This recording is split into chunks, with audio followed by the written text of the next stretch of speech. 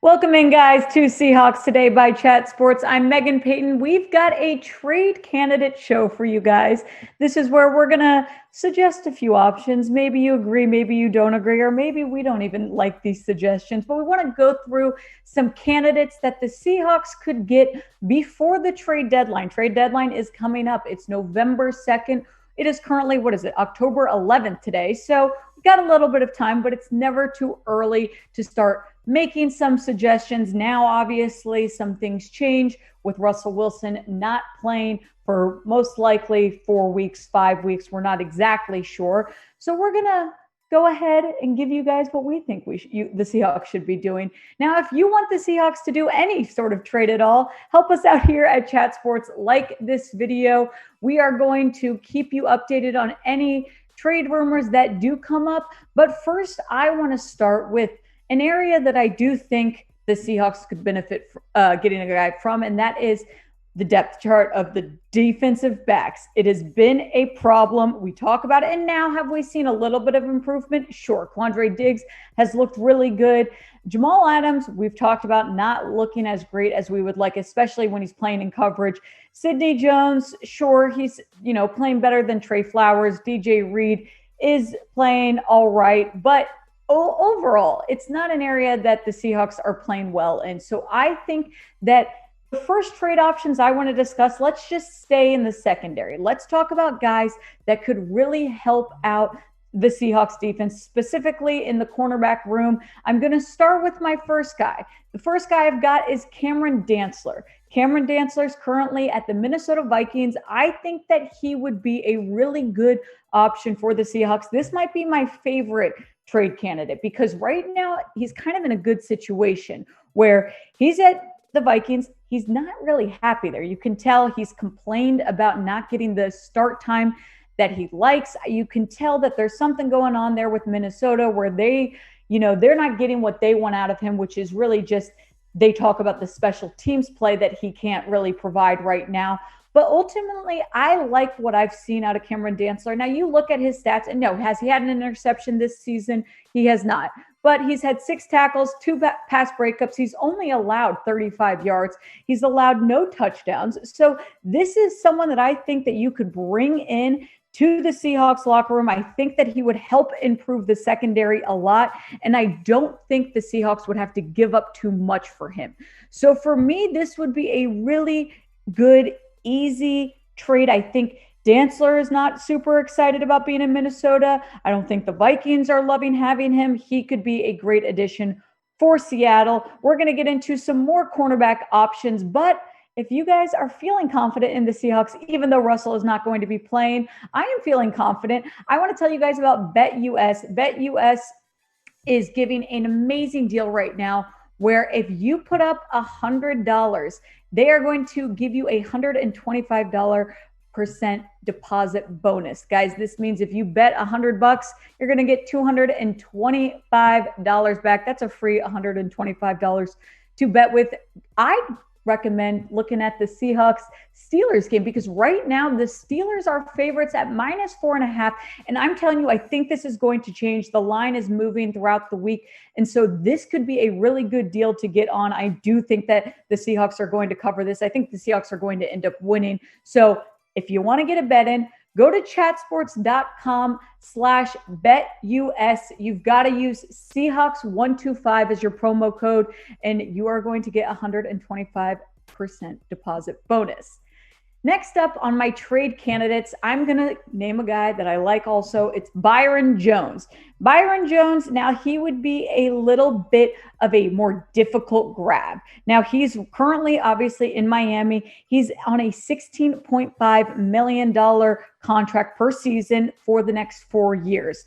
Now the Seahawks would likely have to give up a good amount for him. So, you talk about the difference of a guy like Dantzler and a guy like Byron Jones. Obviously, Byron Jones is a more dominant corner. So I think that this would be more difficult, obviously, but I like what we're seeing out of Byron, obviously. And the Dolphins aren't doing well, so I could see Byron wanting to get out of there, and he would potentially want to leave. But in 2021 so far, Byron has had 163 yards on him, so that isn't fantastic. But he has had 5 pass breakups, 16 tackles, and he's allowed 1 touchdown. So ultimately, is this the guy I would choose? It wouldn't be my top guy. I actually would take Cameron Dantzler over Byron Jones, and that might sound crazy, but that's because I think that Dantzler is going to improve more, and I think that the Seahawks can get a much better deal. Do you guys think that the Seahawks need a cornerback, though?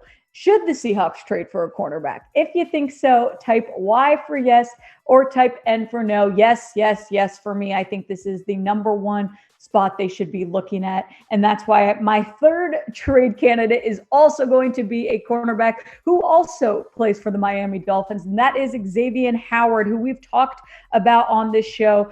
But there's been a lot of drama going on with Xavien in the offseason. He demanded a trade from Miami. He said he felt underpaid. He felt disrespected. So a lot of turmoil with him in Miami. Now, they finally reworked his deal, and it seemed like Miami wasn't super happy about it. He's obviously getting paid now, so he's excited, I'm sure, about that. He's on a 5-year, $72.5 extension. So he's getting paid a lot. Again, the Seahawks would have to give up a decent amount to get Xavien Howard, but I would choose him over Byron Jones. He so far has had an interception. He's had a forced fumble. He's had 6 pass breakups and 19 tackles. Now, between the 2 Miami guys, between Byron Jones and between Xavien Howard, who would you like to see on the Seahawks defense? If you'd like to see Byron Jones, go to the comments, type B. And if you'd like to see Xavien Howard, type X. I'm going X. I'd like to see Xavien out of these 2 guys. Now, next up on the trade candidate, which would have never been a thing if it wasn't for last week, but it's been talked about, so I feel like we have to bring it up. That is Nick Foles. Now, is this a good option for Seattle? I don't really know. This is one of those that's on this list that I don't think is necessary. Maybe Geno Smith comes out there and plays terrible, and the Seahawks are in an emergency situation where it's like, we got to find a guy. And Nick Foles is not going to be starting in Chicago. Looks like, Justin Field has claimed that starter spot, but he's getting paid $4 million a year. So I could see Chicago, now that they've decided to go with Fields, they'd be willing, I think, to give up a guy like Foles. And this could be a potential option if the Seahawks aren't seeing what they want out of Geno Smith. Now, my vote is wait and see how it goes with Geno, see how he does, because maybe he's doing great and they don't need to bring in any guys. But if things really do seem to be falling apart with Geno, maybe they could bring in Foles. I don't know, though, how that works because, in reality, once Russell's back, that's great. And then, they'd probably want to get rid of Foles. So how that deal would work, I'm not sure. Probably not worth it, but it is a guide to note on the trade candidate options. Lastly, or second to lastly, we're going to bring up a guy who I think could be a really helpful person for the Seahawks, and that is N'Keal Harry.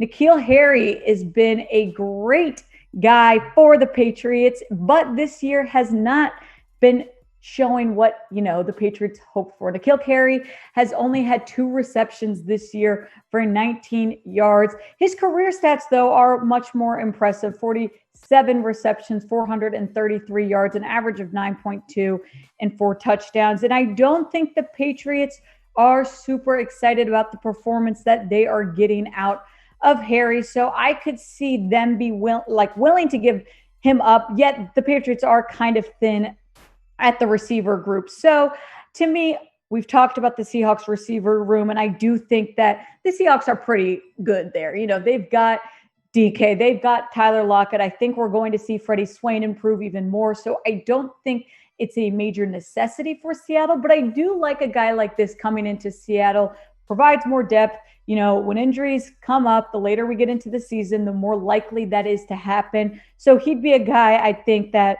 maybe wouldn't get a ton of reps, but would just be good to provide some depth.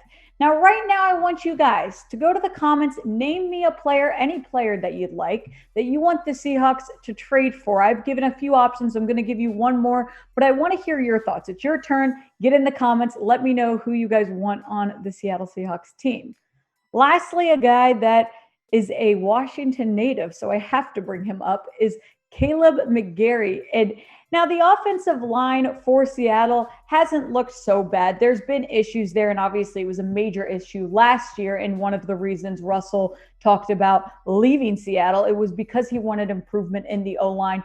And now Kaleb McGary, in 2021, he hasn't had the best stats. I mean, you look at his PFF grades, he's got an overall rating of 54.3. It's not a great grade for him. I mean, 2 sacks allowed, a run block grade of 53.6, a pass block grade of 51.1. So it's not super impressive, but he is a guy that is from Battleground, Washington. He went to Washington for school. I think that at least it would just provide some depth. And he did play really well in 2020. So, you know, if the Seahawks were trying to add some more guys in the O-line group, I do think that McGary could be a potential option, especially because I don't see him staying in Atlanta very long. I don't know how solid that plan is and how well he's fitting in at Atlanta. And hey, he's young, so he could be a long-term solution for Seattle. But let me know